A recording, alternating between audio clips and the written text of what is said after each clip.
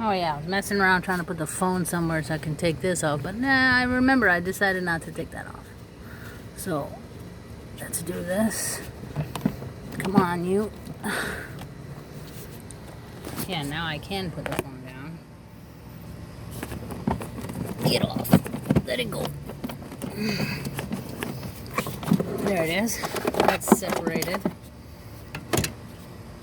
I'm gonna take this stupid hose off. And he's a little punk. Likes to hold on. And that's good. It's good that he wants to hold on tight. Because where would we be if it didn't hold on, right? We'd be screwed somewhere.